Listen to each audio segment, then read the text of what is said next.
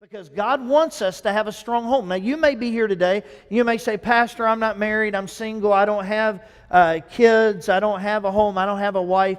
That's okay. This message is for you just as well. So I don't want you to check out on us today. I want you to go along with us in this message because this is going to apply to you today just as well as it will to those who have children in the home and they're raising kids.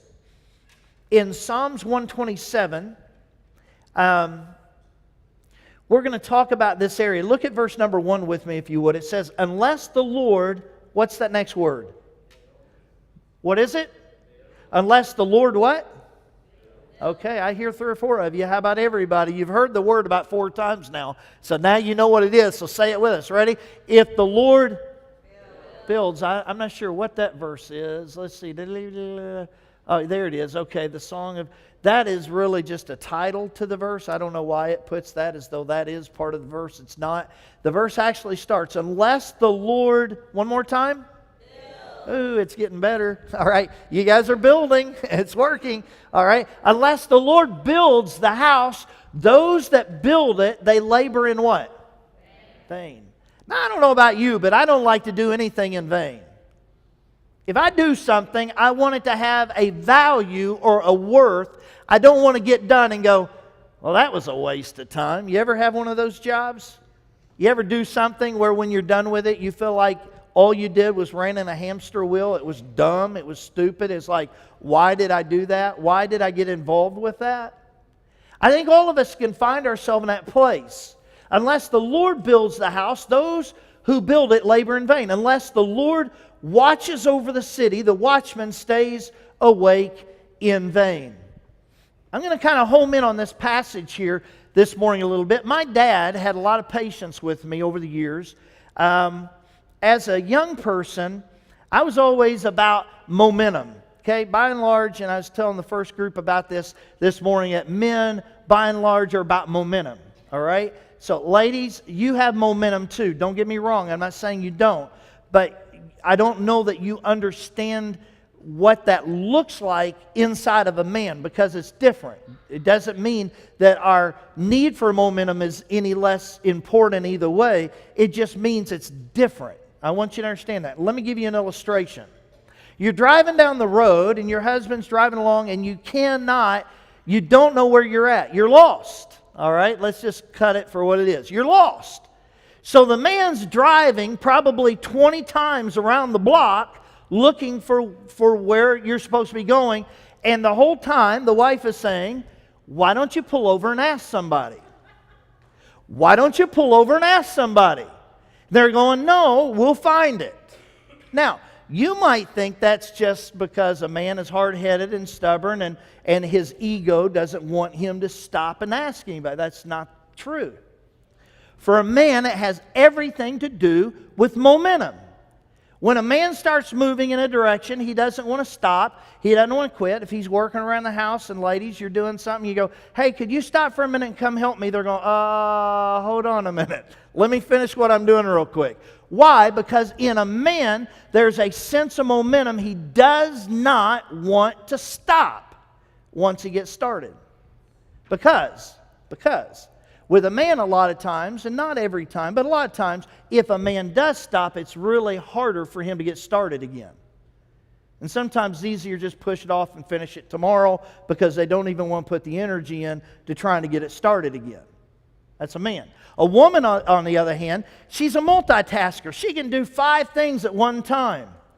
I didn't appreciate that when I first got married. My wife could be writing something down, and I'm talking to her, and I'm like, will you stop and listen to me? Oh, I'm listening to you. I hear everything you're saying. What, are you writing it down? No, I've got to write down some grocery lists or something. I'm like, there's no way you can be writing a grocery list and listening to what I'm saying. It's amazing. A woman can do that. It's a different level of momentum, but she can break momentum and then pick it up and start over, or not really start over. A man almost has to start over and get kick-started again to get back where he was. A lady, she can just like pick it up and take off with it again. It's the beautiful nature of a man and a woman. Those are awesome things. As a young man, I was like at my nth degree of momentum. That's all I can say about it is that I love to work with my hands. I love to do that. And so when it comes to like woodwork and doing all that, I never really got great at anything with woodwork. But I love to build, and my mom will tell you, I'd build pinball machines and do all kinds of stuff as a kid growing up. And I don't mean an elaborate, electronic. It was just what I could do at 10 and 11 years old, all right? And I loved to build, though. And so I'd drive my dad nuts because I would maybe need 2 boards to be the same length. And so I'd cut one board, and I'd take my hands and I go, and I'd get it on each side of the board, and then I'd lift my hand like this and go over here and go, and then I'd mark it, and then I would cut that board. My dad's like, son, why don't you use a tape measure? I mean, you get that right. Hey, close is close enough, all right? I was on momentum here. I didn't want to have to go hunt down a tape measure, and besides that, I had no clue how to use a tape measure until I was probably in my 20s. Nobody ever really showed me how to use a tape measure. Now, I could have, don't get me wrong, I could have measured 1, 2, 3, 4. That would have been the easy part. And the half spots, no problem. But when you get into all the middle parts, I had no clue. I had no idea. Didn't know. And somebody says, yeah, that's 5 1/8. And it's like, okay, 5 and whatever you said, all right? We'll go with 5. I put it down there and mark 5 and make 2 pieces 5 inches. Who cares about the 1/8? I don't know what 1/8 was. And it took me a while to learn that. A lot of patience on my dad's part. So things I had little legs, a little table, it might have a little wobble to it, but hey, it was close enough. My momentum was that way. My patience for my dad was extreme. When we were in California for Christmas one year, my dad bought me a jigsaw and a drill. And I was elated. I mean, like I was ready to build a house now. I had all the power tools I needed. And I remember I got busy. And every time we go over to my Grandpa Woodard's house, I go out and he had this lean-to garage area that had so many boards and all that were hanging up. And he had his grinder wheel there and other things on the, and every time I go over there, I'd always be out there and I'd have this stuff on and I'd just grab pieces of wood and just like burn shapes out of things, and it was just fun. I loved to do that. But at the end of the day, a lot of the things I did was laboring in vain. And it wasn't until we got a opportunity to build a house out in Basket, Kentucky. And I was so excited because I wanted to go and help my dad build this house. I wanted to help my dad build this house.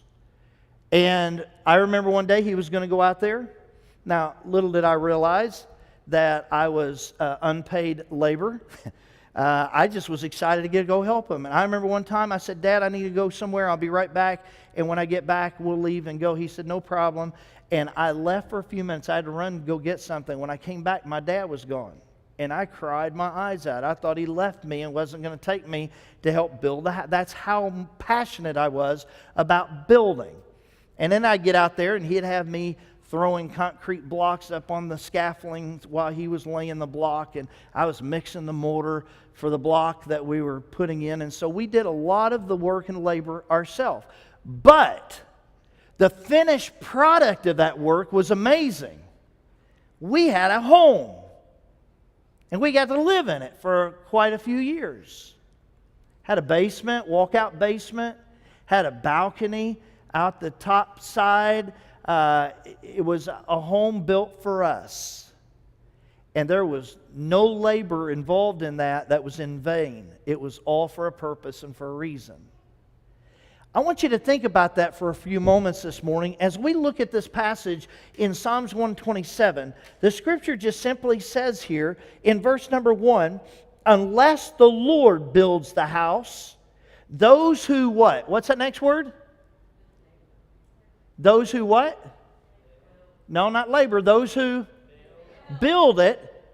Now, wait a minute. That almost looks like it contradicts itself, right? Unless the Lord builds, then those who build. Wait a minute. Is the Lord building or are we building? You ever really thought about it? Now, wait a minute. How's that work? If the Lord's building, then that means I don't have to build.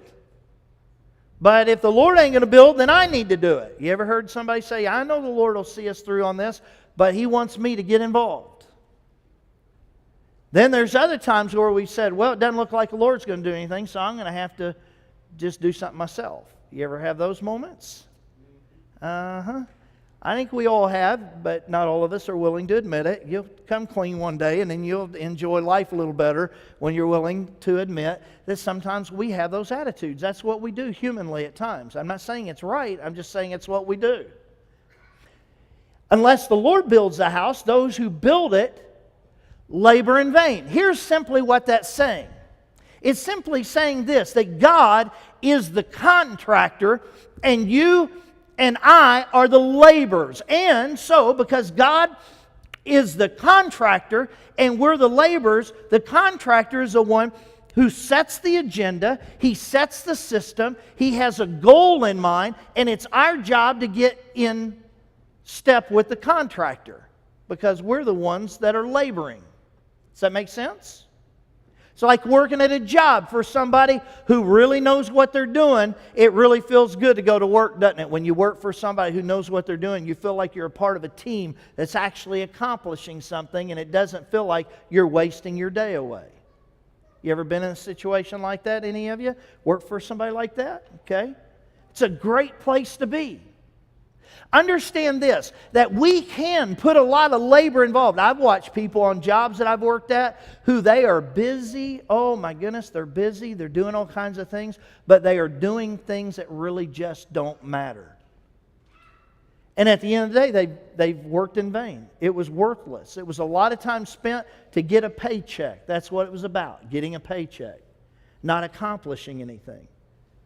What I want you to understand today is that when we live life, we have to remind ourselves constantly who the builder is, who the contractor is, and who the laborer is. Now, what's the house we're building? Hear me out. If you missed anything I say this morning, don't miss this, because this is where it's going to suck all of us into this conversation this morning. The house we're building is whatever we are putting our labor to. The house we are building is whatever we put our labor to. So if you are working at a job and that's important to you and you're pouring yourself into that, then that's the house you're building. If you're working on a relationship and trying to establish a relationship with somebody, or you're trying to work on your marriage, listen, that is the house you're building.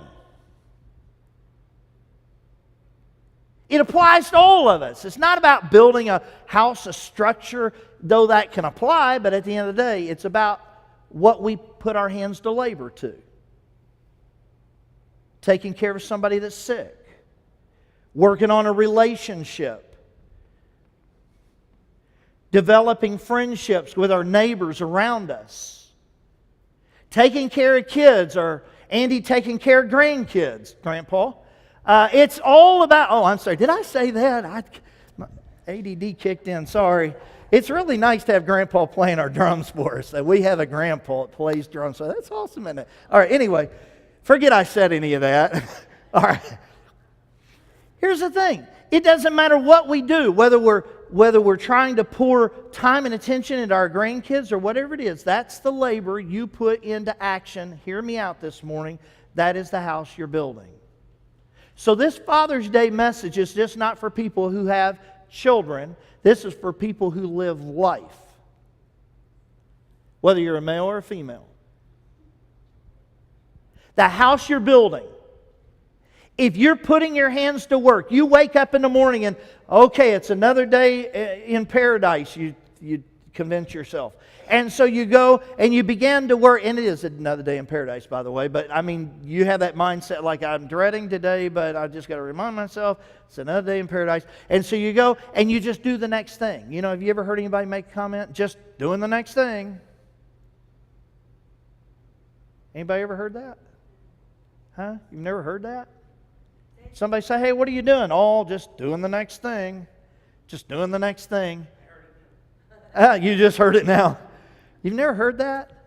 I know I'm not that much older than you guys. All right?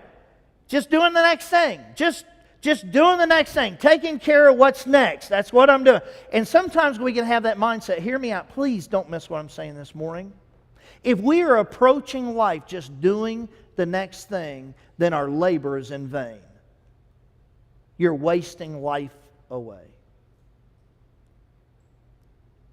I have to be mentally conscious of the fact when I wake up in the morning, Lord, this is a new day. This is a day that you have made. I will rejoice and be glad in it. It is a day that I have an opportunity to make a difference. It is a day that I can see you to do this construction work in whatever home, whatever structure we're building. God, whatever I put my hands to labor on today, Lord, I know you're the contractor and I'm the laborer, and so God, I'm trusting you to set up the right system, give me the right tools, show me what it is I need to do to make an impact and to make a difference. And that's the way you ought to live life every day.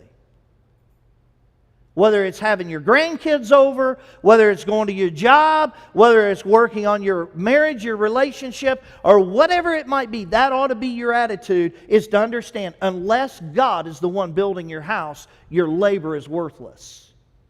It's in vain. What is it going to say?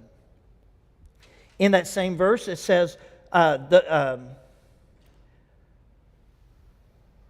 unless the Lord watches over the city, the watchman stays awake in vain. You get up early in the morning. You go to work. Why? Because you know there's an enemy. The enemy. You know what the enemy's name is? Debt. The enemy is everything that wants to suck your life right out of you. And so you know you got to get up early in the morning and you got to fight the enemy by going to work and making your paycheck and taking care of the enemy.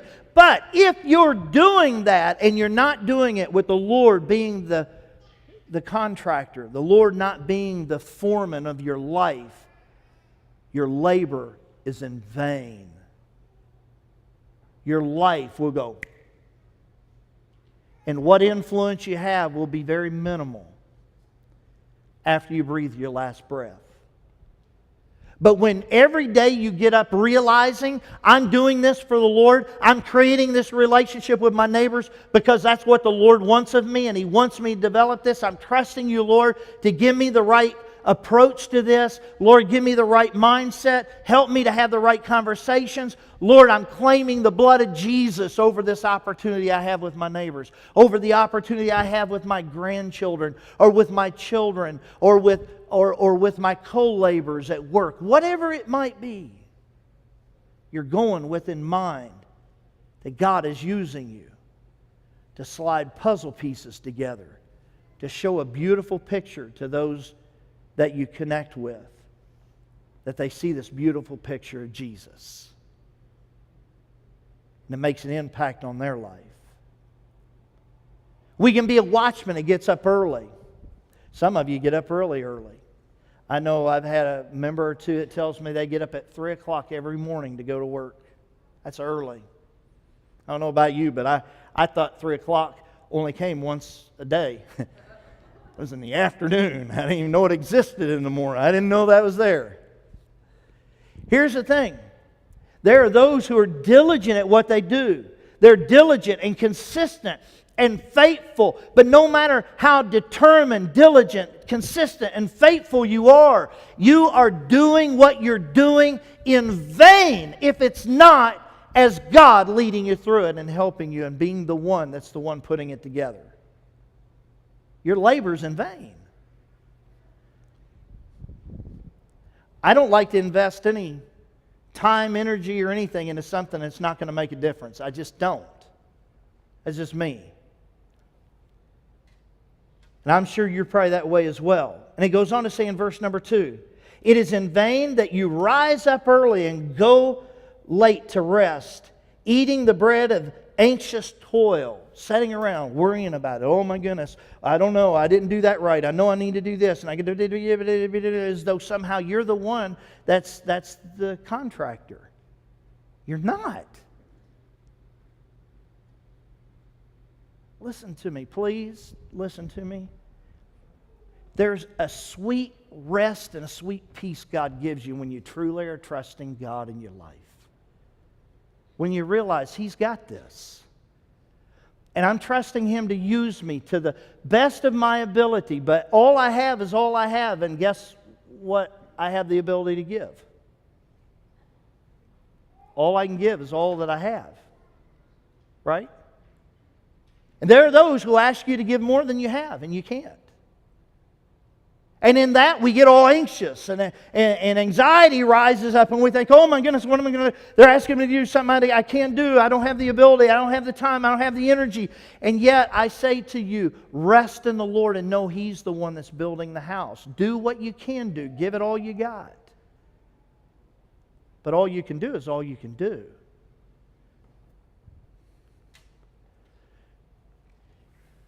Do you know where... This is just a side note. You know where depression comes from? Depression comes from focusing on what?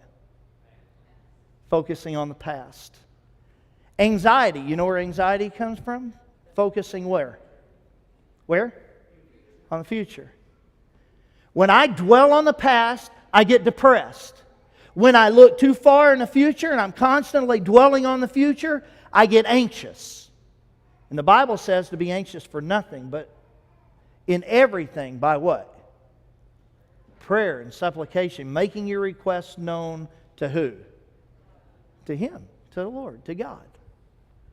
I don't need to be anxious about things. I need to trust God. He's got this. He's building the house. And I will labor on this part of the house as long as I have this job, as long as I have this opportunity. But if something changes and God gives me a different position, a different place, a different job, then I know that He's in charge of that, and I'm going to labor there as best I can.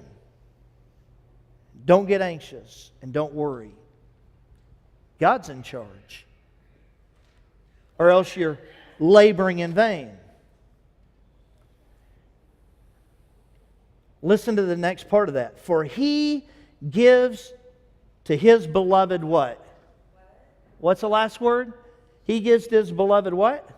Sleep. Listen, I know what it is. I have a hard time going to sleep. My wife will tell you almost have to take a bat and go, and then I'm out, right? But it takes me a while to get there. But I can assure you this. When I go to sleep, it's nice.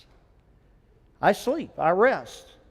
Takes me a while to get there, but once I get to sleep, I have good sleep. I have good rest. I have good peace. I don't have bad dreams and carrying. I've had some people tell me, Pastor, I have bad dreams all the time. It's like it's horrible. And listen, I just want to say this. I've said to those that have come to me in counseling about that, I've told them this. If you're constantly having bad dreams, maybe you need to double check where things are at between you and your relationship with God, because God gives His beloved sweet rest. He just does. Now, what's that about? You say, well, Pastor, you're saying I don't have a relationship with God. I'm not saying you don't have a relationship with God. I'm just saying it may need to go to a different level than where it's at. Because here's the thing. If I'm not seeing Him as the contractor, as the builder, and I'm just the laborer, if I'm not seeing it in that perspective, then I'm shouldering a lot of responsibility that can create anxiety and bad dreams and everything else that comes on top of me when I'm not trusting the Lord on the level that I should.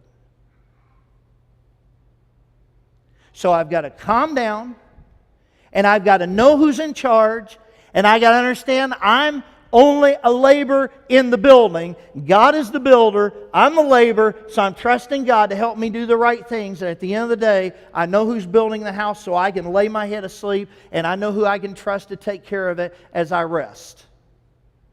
I don't know what that means to you this morning, but I hope that means a lot to you. Every time I get up here to preach to you on Sundays, I realize this. Some of us have the gift of gab, right? I have the gift of gab. I get that. I've been accused of that growing up. Now, I don't, if we get together and sit down, I could probably sit and be real quiet and not say anything for a long time, because I do better gift of gab in front of people than I do, even though I don't like crowds. I can do that better in front of people. Maybe that's a trigger. I never thought about that. Maybe it's a trigger because I don't like being in front of crowds. It hides my fear by just being able to talk a lot. I don't know. But anyway, but when I'm sitting alone with you, I might be quiet. I might not have a whole lot to say. My wife, she can ask you 1,000,001 questions, and she's just started. All right? She's amazing. She can get so much, she learns so much and absorbs so much and teaches you things that you don't even realize just by asking questions that causes you to come to conclusions about things you never even thought about. And it's not like she's leading you that way. She's just asking questions. And I've had people go, man, I never really thought about it the way your wife brought them. And she's going, I don't know what they're talking about. I just asked some questions. And it's funny. Sometimes we have the answer inside of us. We just got to have it pulled up and out of us, right? But the gift of gab. Get up here and talk. I can carry on. But I understand this. Every Sunday, every day of the week, I'm praying, God, I can't do this. Sure, I could get up here and I could just ramble on and talk about whatever. But if there's going to be a heart change, if there's going to be a spiritual connection, it's up to God to do that. I can't do that. He is the contractor. I'm just the laborer. So I approach this, that whatever is said, whatever is done, that God will penetrate in you the message that's needed for your life. And I'm not the one doing that. If it happens, it's God's work. He's the one that's doing it. And it goes on to say here in this passage, behold, children are a heritage from the Lord, the fruit of the womb, a reward. Like an arrow in the hand of a warrior are the children of one's youth. By the way, may I also say this? We live in a world today where they say, oh yeah, you don't need to get in your kids' way. Let them be all that they can be and just kind of give them the template to do that. My friend, I get what the world says, but sometimes we need to listen to what God says. God says that our children are like arrows in the hands of a warrior. And a warrior don't just close his eyes and go, okay, go wherever you want, do whatever you want to do. That's not a warrior. A warrior says, aha. Right? Because they're determined. They know with a purpose. And your children need that. They need somebody who's going to give them good direction in their life. Now, don't get me wrong. I'm not saying that you need to say, you will do this and you will do that on life choices per se. But you can speak life in a direction. You can point them in a direction that they ought to go and share with them what that you believe that God could use them to do because they need that. And let me tell you why. Because the Bible may infer this somewhere, but my dad has always said this. My dad always said, you shoot for nothing, you'll hit it every time. So if you're not shooting your kids in a direction, you're going to hit exactly what you're shooting for. And that's where your kids are going to go. They're going to float around in life, not knowing what to do because they had no direction given. As a parent, our job, responsibility, fathers, your responsibility is to be a man who's speaking Jesus in them and help them understand the importance of that relationship with God and to live it out in front of them in such a way that they experience it because you understand who the contractor of the home building is. That's God. You're letting them experience that. Sure, they might walk away from that for a little while, but the Bible says, train up a child in the way he should go, and when he is old, he will what? He'll not be able to depart from it. Oh, he might get away from it, but in his mind, he can't get away from it. It's constantly a bell ringing, they know. And all we can do is continue to pray that the prodigal comes home to what they're supposed to be doing. But your job is to be faithful, be consistent. Know who the builder is. The builder is the Lord. And it goes on to say then, in that passage, in verse number 5, blessed is a man who fills his quiver with them. Talking about that little pouch on the back that the arrows are in. Who fills his quiver with them.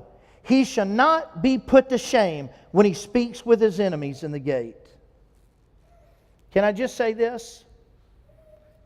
I've had 2 children, biologically, but I have worked very diligent at putting a lot of arrows in my quiver, of touching the lives of young people and pointing them in a direction to serve the Lord and to use their life for that. We have young people that have graduated high school, that graduate out of our youth ministry, that are serving as pastors in churches today. Do you know that? We have those that are really faithful servants in their church. They're committed to their church. Why? Because of the influence that God allowed a little measly laborer to have a part in, but I understood who the builder of the house was, and I've trusted Him to do that, and He has. And my friend, whether you have one child or no children or whatever, you still ought to find the influences of arrows that you can have in your quiver, that you can say, okay, here's another one I get to point to Jesus. And you just point them to Jesus and start helping them understand what it is to have a committed life to the Lord. You don't have to be married to do that.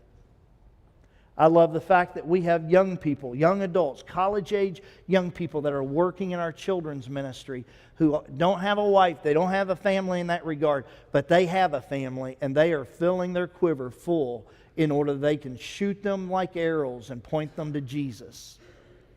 And they're being a part to help be an extension of your home to your children. But you know what you're doing when you bring them to church, to somewhere where somebody's doing that? You are also doing your responsibility by taking that arrow and you're pointing them in the right direction. You're putting the right influences in their life. That's also going to contribute to what you're trying to do personally. Okay, I'm going to give you a little... I was youth pastor here at the church for 13 years. 13 years before I came lead pastor. I've been here for coming up on 28 years. It's a few years to be around. May I say this? Your kids are going to get to an age, most kids, not all kids, but most kids come to an age where their parent really don't know everything. At least that's what they think in their mind. And the way we know that is because they don't listen to us.